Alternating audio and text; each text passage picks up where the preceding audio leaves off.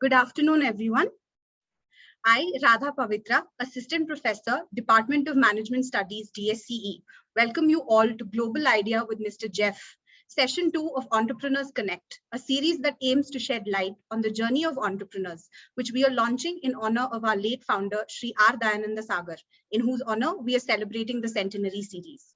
Blossom Academy is fueling the future of work by providing diverse data talents at scale, bridging the skills gap while equalizing opportunity for all.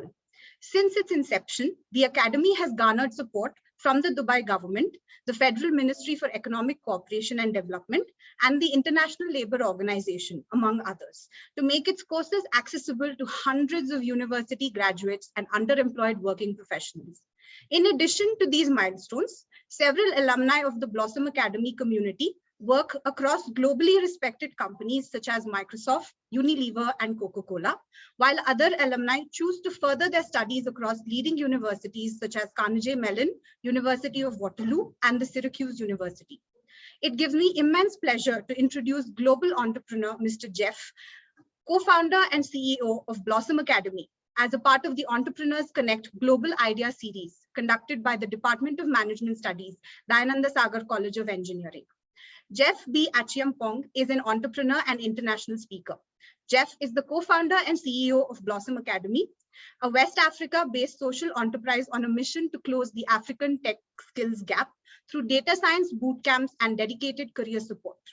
Before Blossom Academy, Jeph helped start Susu Financial, a leading financial technology company leveraging data solutions to empower tenants and improve property performance, and recently valued at over $1 billion. He has also worked as a data solutions consultant on Wall Street, New York, and in Silicon Savannah, Nairobi. In addition, he has also spoken at some of the world's leading organizations and most impactful conferences across Africa, the Middle East, Europe, and the United States of America. He has also had his work featured on world-renowned platforms such as CNN International, Forbes, and the New York Times. Jeph graduated with a Bachelor's of Arts in Economics from New York University, a 2008 Princeton in Africa Fellow, and 2019 Expo Live Global Innovator, as well as the 2021 NASDAQ Milestone Maker. Welcome, Jeph. Thank you so much. I'm actually a little bit embarrassed by everything you read, but thank you. I really appreciate it. Seems like you did your research. Hello, everyone. Pleasure to be here.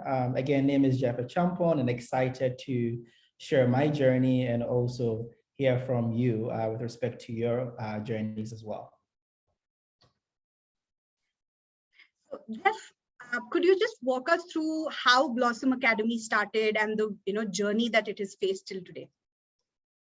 Absolutely. Well, Blossom Academy, essentially, we exist to close the Africa tech skills gap through data science boot camps and dedicated career support. Like most organizations, we started with a very different idea and we had to pivot when we realized that the market demanded different interventions. So Blossom Academy, the idea came about in 2015. I was still a student in a university running a nonprofit called Anansi Global, where we worked with orphans in developing countries. And we happened to do a mentorship program for orphans in Ghana. I was born and raised in Ghana, but I was fortunate enough to move abroad for school and work there for a bit. When I came back, I realized that majority of my really good friends had completed a university, but they could not secure jobs. And I was mind blown by that because they were some of the smartest people that I knew growing up. I got a job easily on Wall Street, but how come they couldn't secure jobs? So as I did more research, I realized that there was this significant gap between what you're studying and what the job market is looking for. So I thought, how do we essentially intervene? So fast forward, I put that idea on the back burner and I helped go launch a company in the US called Susu Financial, which essentially reports rental data to credit bureaus so people can increase their credit, their credit number. And as I was doing that, I realized that one of our biggest challenges was getting access to affordable data talents, right? That's number one. So the goal here was, how do we essentially merge what I've learned from Blossom and identify local talents and connect them to organizations like Isuzu?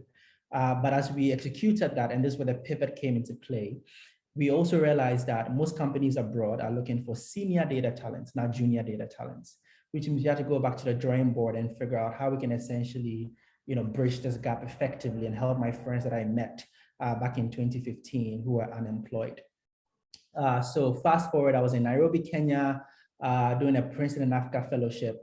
And one of the biggest breakthroughs that I overcame was the fact that most of the companies in Kenya were generating a lot of data, where they were going to Silicon Valley, the Bay Area, to analyze data there. And I was like, this doesn't make sense, because I noticed this problem in Ghana as well. The same problem is happening in Kenya. Why isn't that we're not hiring our talents locally?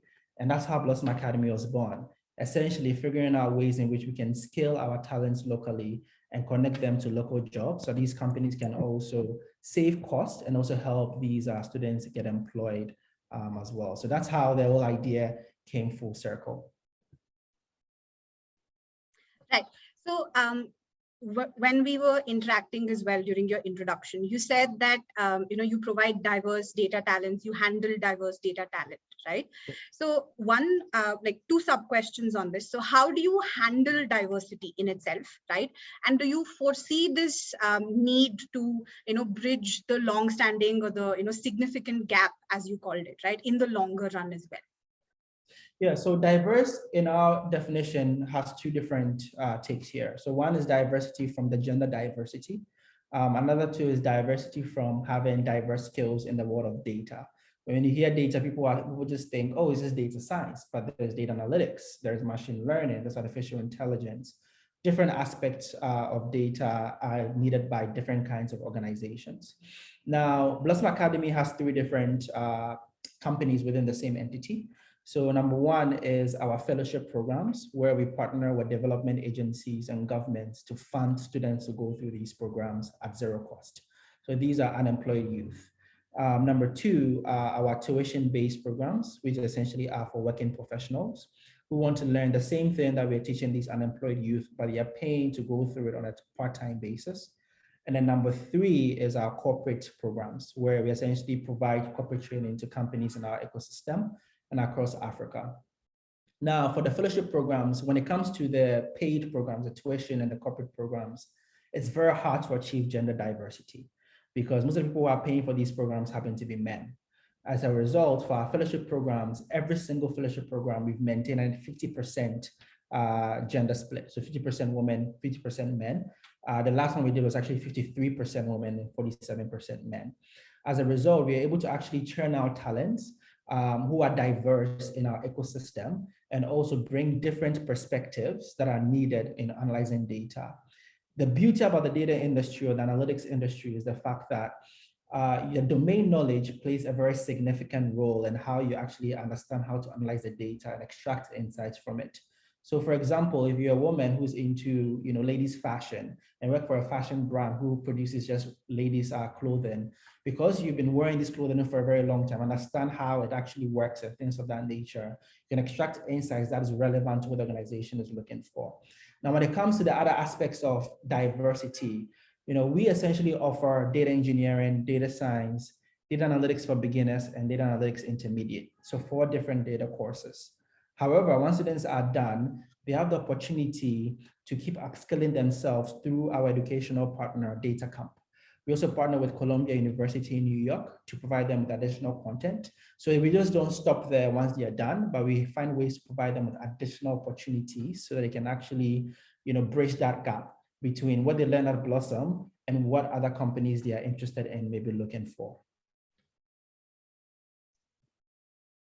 So Jeph, when I was doing the research, right, about Blossom, about you, so one thing that I found on your website, right, so it said that your team and you're united by common values, right? Mm-hmm. that was, and there were like 3 or 4 mentioned as well, right?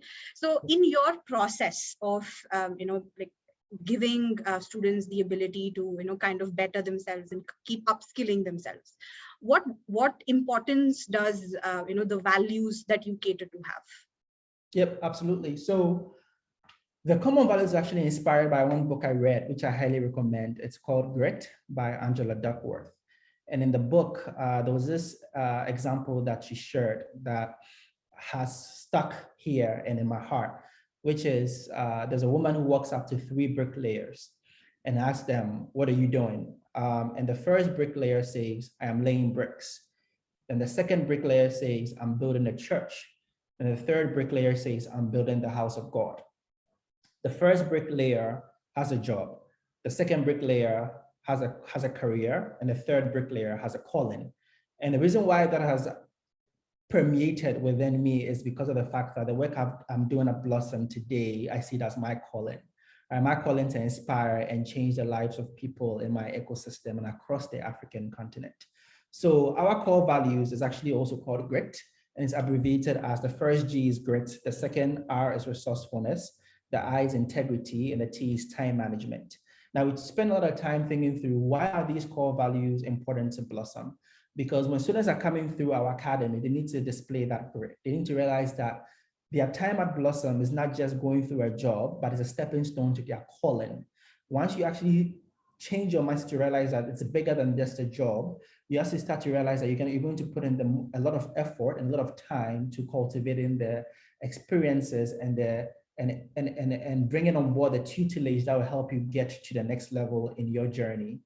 Resourcefulness is because we're a very small team and we're very early in our journey, especially analytics on the continent. You need to learn how to be resourceful when you're employed. So when you're employed by a company that does not have any resources to bring on board analytics talent, you need to understand how you can essentially make yourself resourceful and make yourself actually indispensable so that they can see the value of bringing on board analytics talent. That way, they'll come back and hire more people like yourself.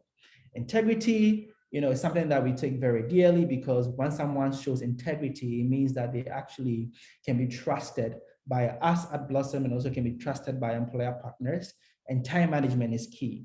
Anybody who can actually understand the importance of time, understand the value of actually building a future worth living. And we actually embed that into our community at Blossom and also internally at our company as well. So we stick very closely to those core values because we see them being very beneficial for the growth of our academy as well. Right. The other thing that we can see is that while talent is created without any kind of distinction between gender or any other form of difference, right? While it's created equal, right? But sometimes opportunities aren't created equally, right? So sometimes you have to strive for your opportunities, you have to fight for them also, right? So what's your take on this? Do you have anything that you'd like to comment on? Yeah, absolutely. So I do really believe that talent is indeed created equal. However, I do believe that the environment in which you find yourself in dictates as to whether or not your talent is equalized on the global scale. So you could have gone to a certain school that may not necessarily have nurtured the talents the way that a different school may have, for example. So I do think that that's usually the barrier when it comes to people actually not being able to, that's one of the barriers when it comes to people not being able to tap into their greatest potential. The second barrier is opportunity. And I 100% agree to the second part of that statement. Tell you what, as of late, I've been getting a lot of messages from our alumni saying, "Thank you so much for the opportunity." Every single message is opportunity, opportunity, opportunity. One of our graduates just got a job with a company in the UK. He lives in Ghana and he's now making $3,000 a month. Before that, he was only making $500 a month. Thank you for the opportunity. And I'm like, why do they keep saying opportunity? And I think it's because these people understand that they have the skills, they have the know-how, they have the talent, but the gap is not bridged. And that's what Blossom Academy serves to do, right? We have the international exposure and we have the local understanding of how to scale talents. And by actually tapping into the mindsets of our counterparts internationally, let them understand that, hey, there's value to be received from African talents. We're able to connect them to this opportunity. So I do believe that opportunity is something that, it's missing in our ecosystem. Well, it's missing, but also number two is the fact that people don't know how to find them. And we've branded ourselves in ways in which we can attract them and connect it to our graduates. So I totally respect and I totally agree to that statement.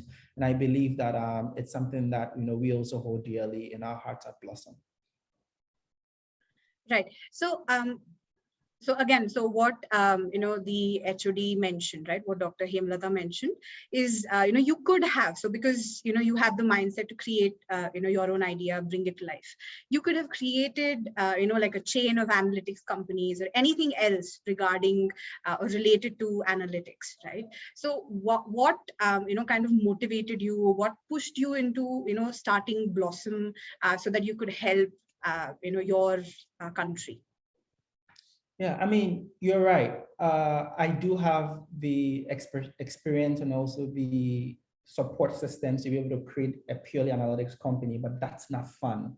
What's fun, what's rewarding is seeing someone who didn't have that hope to be able to, put food on the table, and now they can do that, right? From the hundreds of people that we've trained today, we are so excited to see that they've been able to transform their lives and go on to also start their own consultancies, right? Where they are actually providing analytic support to companies locally. So honestly, I think deep down for me, I've always believed in helping people fulfill their greatest potential. That's what really makes me happy. And, I've been in the tech space before. I've been on Wall Street. I also have launched an app. And I was like, I need something a bit more exciting, something that really helps people also fulfill their potential. Before Blossom was launched, I remember I was in Silicon Valley pitching to investors. And I met this gentleman who also happens to be Indian, he's Indian American. And he goes, hey, like, if you can actually just focus on doing an analytics company, I can make sure you make $1 million a year because I have this product, go sell it in Ghana. And I'm like, it's not about making $1 million a year. It's about actually transforming the lives of millions of people who can generate billions a year. That is more impactful for me, right? So I don't know, I think it's more of a personal thing per se. And we are seeing alumni who are making more money than I'm actually making for my salary right now. And it's fine, right? I think at the end of the day, it's seeing that they're transformed and we are happy to see their progress. And I think that there's more blessing in that than just purely doing an analytics company and not seeing the rewards of someone's life being transformed in the process. So since you said that, it was more personal and, you wanted that kind of excitement when, somebody could put food on the table, right? Yeah. So in the course of every, personally, and maybe especially during the pandemic, because it was a very big thing that everybody in the world faced. So yeah. What kind of challenges or hiccups have you faced? Any future, possibilities for these challenges or hiccups to come back? Or make a comeback, in fact, anything like that? Yeah, I mean, so the pandemic it definitely hit us hard, for one. Our counterparts abroad actually grew exponentially because in places like the US, they gave stimulus packages and you're able to use that to do an online course to make sure that you're relevant when the pandemic is over. And a lot of people were doing these online courses, but in our ecosystem, a lot of people were being fired from work. So as a result, they didn't have that extra money to be able to afford our tuition-based programs. So the pandemic definitely slowed down things for us, but during the pandemic, we had to figure out how we can essentially survive and thrive. And that's where our corporate training programs came into play. So although people couldn't pay for our tuition-based programs, and although our fellowship programs came to a standstill because our foreign partners who would give us funding to implement the programs, we're also holding on to their cash, we had to figure out another avenue.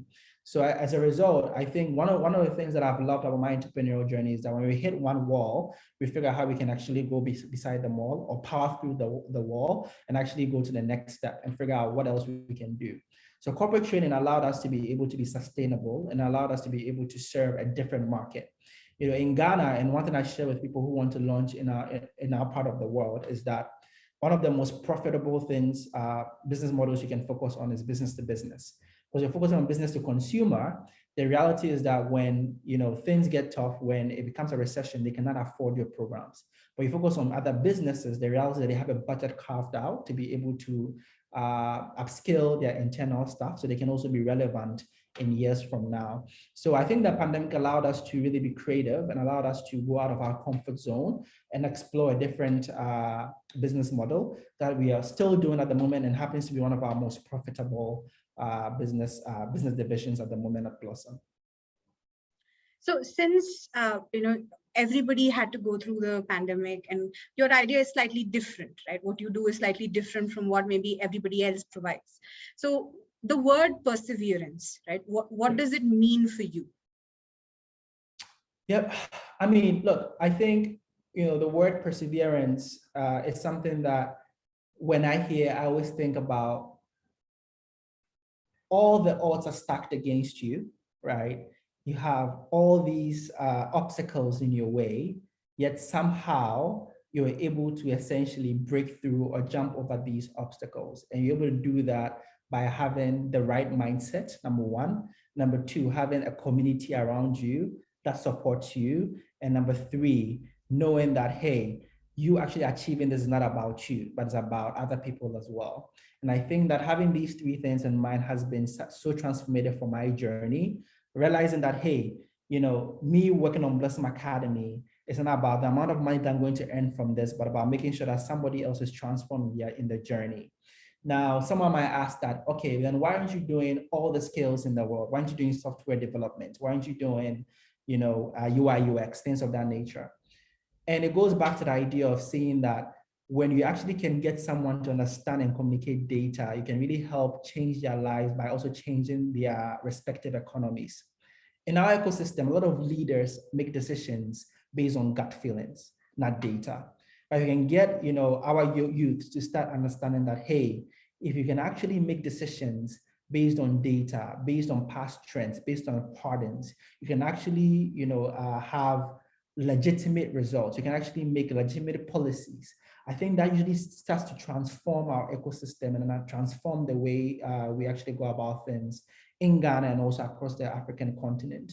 So essentially, I mean, at the end of the day, perseverance, it boils down to not being about me, but being about the other person and going through obstacles because I know I want the other person to succeed and not just about me succeeding at the end of the day. Right. So we're breaking a little off the answer that you gave, right? So you did mention that people did bring up saying why not UI UX something else, why only analytics, right? Yep. So considering this fact, right, like, do you face any kind of competition in your in Ghana or anywhere else in Africa itself? World is again like a very big place, so let alone in your country. So do you face any kind of competition there, and how do you make sure that whatever you are offering for your customers, for the people of Ghana, how is it different from what others offer from your competitors? Yeah, so I mean, so it's interesting because I don't think about other skills providers in Ghana as competitors, but rather as collaborators. Because at the end of the day, we all have one single goal, which is to really help the ecosystem and help youth thrive. And I believe that if we can actually work together, we can provide more value than competing with each other. Now, by 2050, it's predicted that there'll be 2.5 billion people on the African continent, majority of them being the youth. There's so many people to train, right? However, now we decide to focus on data because we realize that it's something that we are passionate about, realize that every single day, there's 2.5 quintillion bytes of data being generated. That means that there's always going to be jobs for data talent. We genuinely believe this. Now, people might say that, hey, what about software engineers developing software to crunch that data, analyze that data, and displace people from the job market? This is where soft skills come in. What most people don't realize is that we just don't teach data stuff. We teach a lot of leadership and soft skills, empathetic skills, so that when they get the data set, they can draw insights and conclusions that any software or tool cannot be able to do at the same time. So with this in mind as well, we are looking at, hey, how do we collaborate with other ecosystem players who are offering different skill sets, but saying, actually, we can also provide these leadership skills to your talents as well, so that when they get into the door, they're able to stay in there. One thing that we always say at Blossom is that the hard skills will get you into the door, but the soft skills will keep you in there. So essentially, we're not thinking about it as competition, we're thinking about it as collaboration for a better future. Now at Blossom, you might find this very interesting that a lot of our talents, maybe about, I think right now about 10 of them so far, have gone on to start data academies locally from Blossom. Someone might say, hey, like, aren't you upset seeing that people are going to start the same thing that you have done? But the reality here is that the pie is big enough and we've built a strong brand that companies keep coming to us and say, hey, we want to trust you, skilled people. And we really are honest about our vision of creating an ecosystem of data talents across Africa, then that means it shouldn't stop us from knowing that, hey, other people are also doing it. We should also support them to also get to their journey as well. So essentially, I don't really think about competition. I think about value addition and how we can essentially provide as much value to every single person that walks through the halls of Blossom Academy. I think that's why we're still alive today. Right. So while I was, going through the website and while we were conversing now as well. So you said that you had a lot of educational partners. So the one that you mentioned was Columbia University, right? Yeah. So what I want to understand is how do you go about the process of choosing or getting your, academic partners? Yeah, I mean, so it's very much based on what the market is looking for. So what I mean by this is for every single training program that we do, we essentially evolve our curriculum to adapt to what our employer partners are looking for. One of the biggest things that we focus on is job placement. And most of the times, what an employer partner is looking for last year is very different from what they're looking for this year. As a result, we find partners who have similar content that we can essentially complement with our program. We design our own curriculum. We have our own tutors on board. We have our own labs that we create. We generate our own data sets. But the reality is that we can complement it with other people who are like-minded and also understand the vision and are willing to support us to get to the final destination. So these partners that we have on our website are highly dependent on what the ecosystem are looking for today, because for example, next year, it might be very different partners because they not necessarily align with what our market are also searching for at the present moment. So any, kind of potential, academic partners that you'd love to, kind of join hands with and, have them offer content or help you out with your content? Yeah, I mean, when you say any potential partner, are you saying like any education institutions or? Yeah, so as in like any dream educational institution that you'd love to, collaborate with, like that. Yeah, I mean, to be honest with you,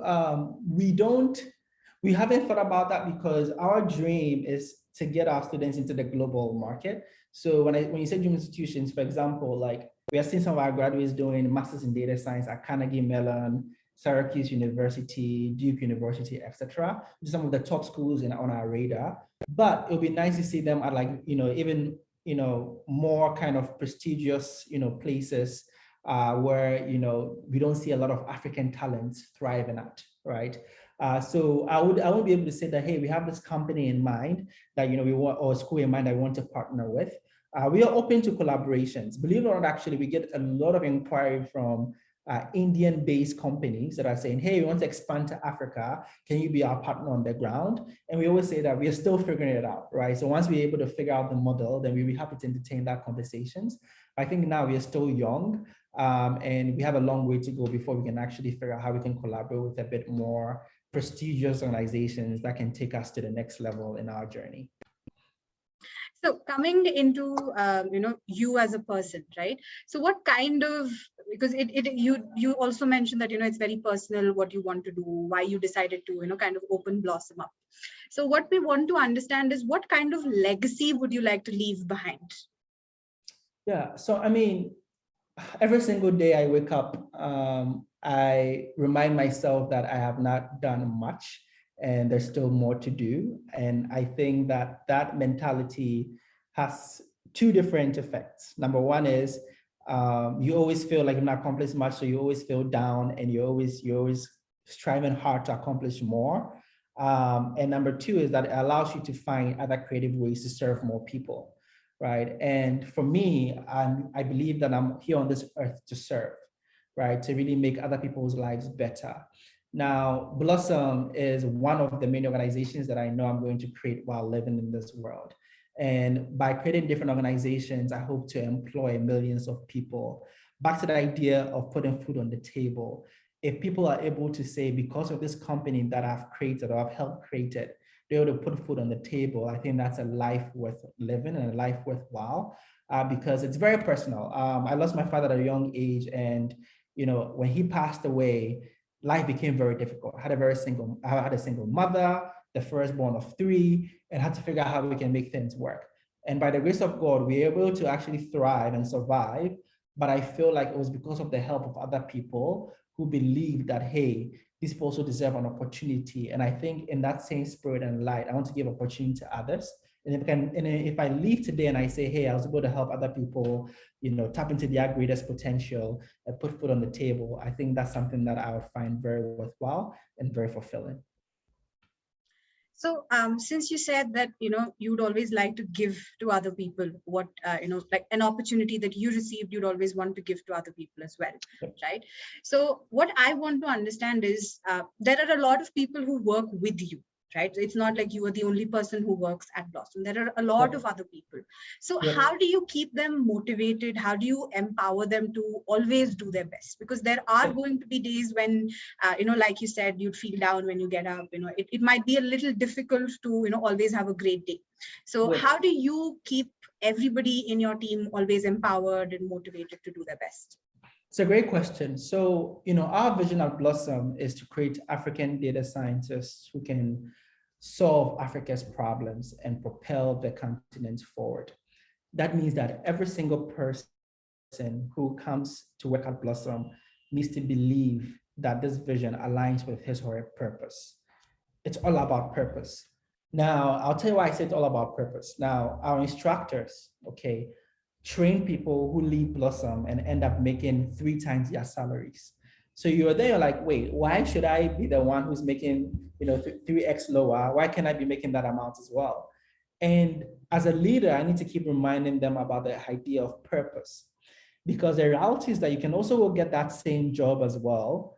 But the truth of the matter is that you may not be able to sustain it, or you might be looking for the next best opportunity all the time because the purpose is not there.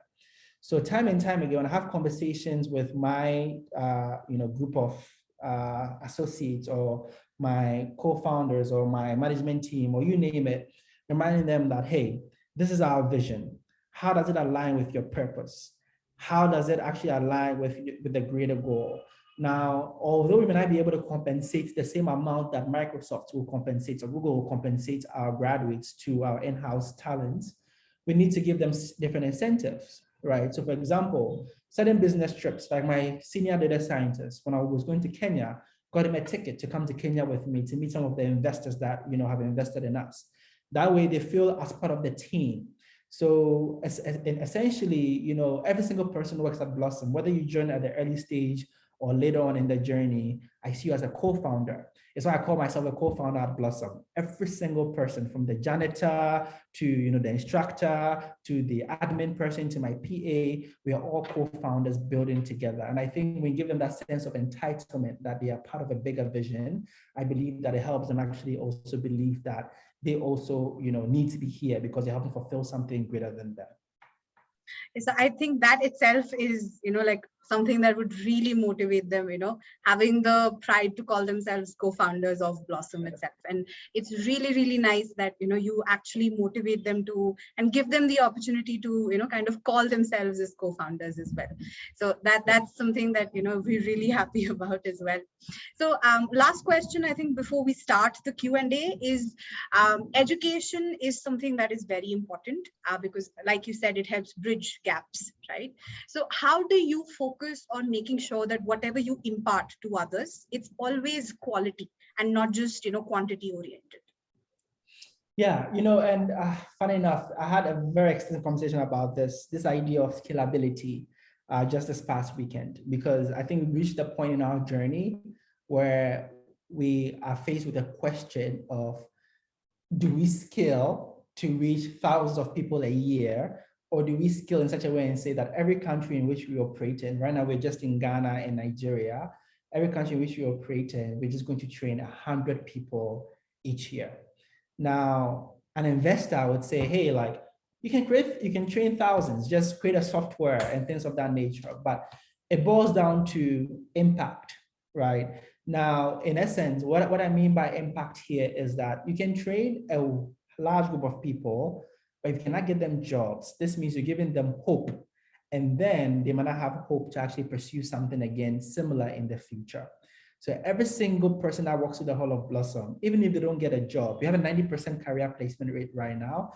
The 10% that are not left, we still engage them. How do we get them something worthwhile? How do we find them work on Upwork? They might not be a strong talent. So we find them data entry work. We find them data visualization work, very basic stuff that may get them engaged and may get them excited. And by doing that, we're able to foster that quality tutelage that we dream and envision to foster at Blossom Academy. The reality here is that, what is quote unquote sexy is that if you're an ed tech, you're training 1 million people, that is sexy. What is not sexy is that, hey, you're an educational company, you're training just 10 people a year. But trust me, if you can actually get those 10 people into jobs, and they can also employ other people by becoming entrepreneurs later, for example, that actually effect is so tremendous and so worthwhile that a lot of people don't fully understand at the get-go. So we have gone into that very hard point in our journey that, hey, we are very new in the ecosystem. Analytics is very new. A lot of companies that are hiring from us have never heard of analytics before, but we've been able to convince them to create analytics departments to hire more graduates from us. So now what do? We are in a very unique position to actually connect a limited number of people to them each year. And once they get the value, they'll come back and demand for more. But if we say, hey, we're going to train 1,000 people, where can I place them? That means that we start to focus on quantity over the aspect of quality. And I think that is very detrimental to any education technology company per se. So what I also want to, I know I did mention that it was the last question, but just out of curiosity, right? So EdTech is something that a lot of people are, picking up an interest, right? So even in India, we have a lot of platforms that offer EdTech, and they're becoming very, very popular all the way up from the lowest level of education up to the highest levels, right? And we have so many, partnership courses that get run online EdTech platforms. So I want to understand from you as to what do you think is the future of EdTech? Yep, great question. So I do believe that the future of EdTech has a lot to do with peer-to-peer learning. That's the best way that one can scale. It's not necessarily a matter of an instructor that has to record a bunch of courses and put it in a platform, and people will not be motivated to learn because they don't have that, push, to do it. But if you're able to essentially embed peer-to-peer learning, if you're able to embed project-based learning, if you're able to embed that, put that sticky aspect into the solution, the EdTech solution that you're creating, I think you're able to scale it and actually get to as many people as possible. Now, peer-to-peer learning has to be done in a very strategic way.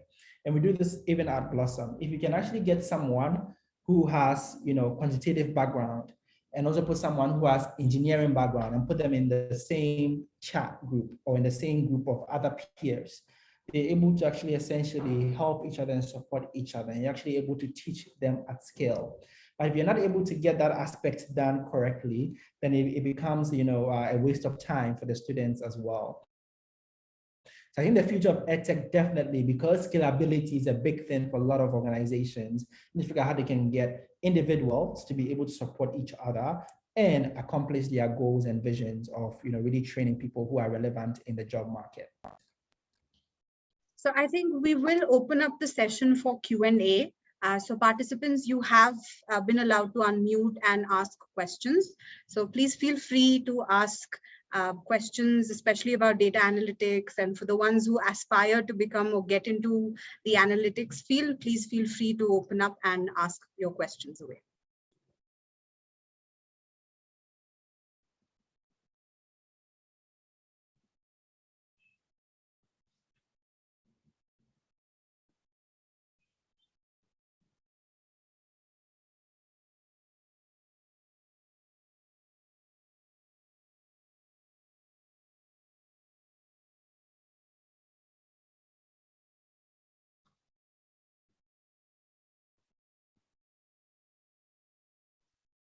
So Jeph, while we wait for any student questions to come up or any participant questions, also want to understand, because while I was reading out the introduction about Blossom, it did mention that it has received a lot of assistance and attention from different government bodies and different associations and organizations, right? So apart from these, or even including these, what kind of assistance do you generally receive, and how do you utilize them for your work? Yeah, absolutely. So we do get a lot of support from development partners. So from Dubai, from Germany, from the US, who essentially have a mandate to be able to train people on the African continent. And they're looking for an implementing partner to be able to actually implement that on their behalf and report the findings, so the impact rather, sorry. So those are like our biggest kind of partners. We also partner, I mentioned in the beginning, education companies that align with our vision, partner with them to be able to impact and make sure that our program is accessible to as many people as possible. Our development partners is the biggest, which usually comes through government agencies. We've also had some opportunity to get some funding from impact funds who see the potential in our paid programs. So this is our tuition-based programs and our corporate programs. So they usually will come in and fund the programs through grants or some equity, so they can actually help us, take it to the next level. I'm very excited to say that since we started, though, we've been bootstrapping for the most part. So we've not given any equity out to any impact fund. We've been able to just get grants for the most part, and we always want to kind of leverage that for the long term. And if we think we need to scale widely, then we'll bring in equity-based support funders. Jeph, I have a question. Yep. So being an entrepreneur, what skills are required to become an entrepreneur? Do you have any skill sets to suggest to our students so that they can start preparing if they're thinking to become an entrepreneur in future? Yeah, great question. So before I even say a skill set, I'll say that number one is the mindset.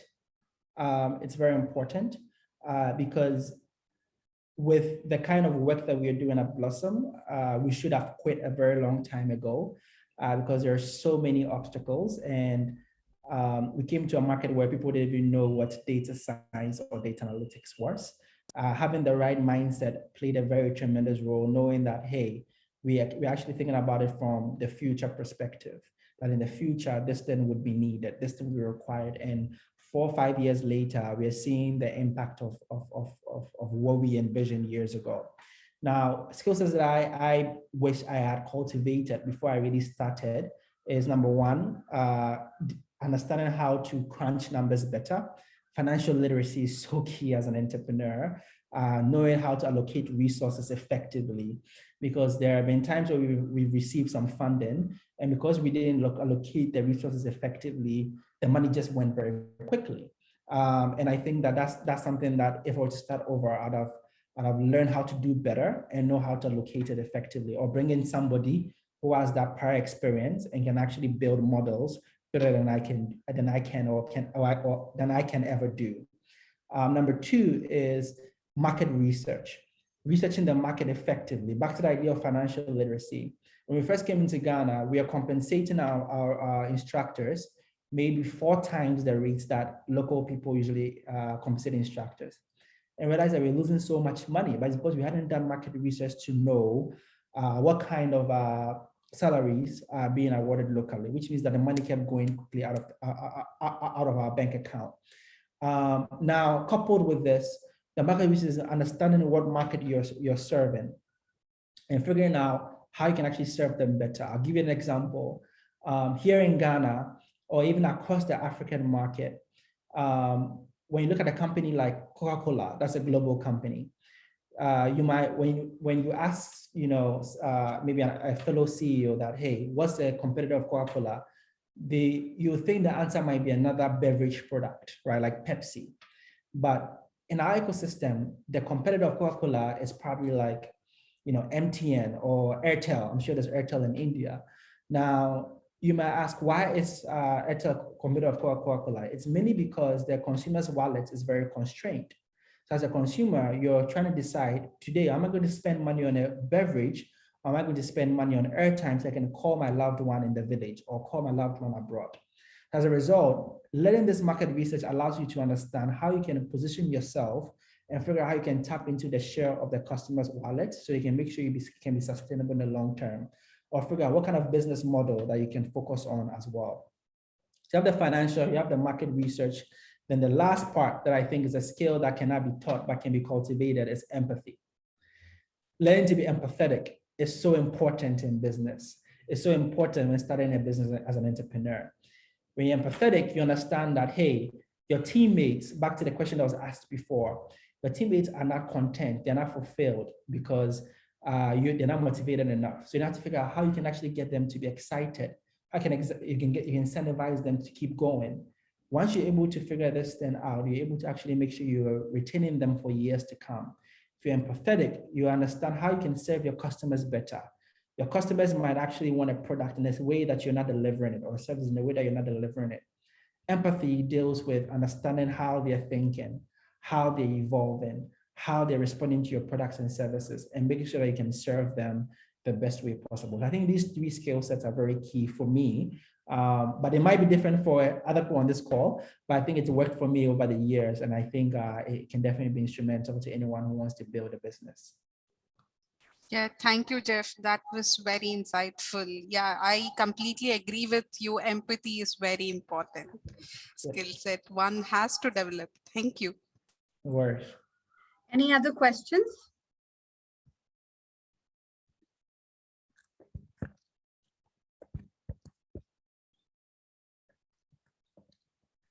All right, then.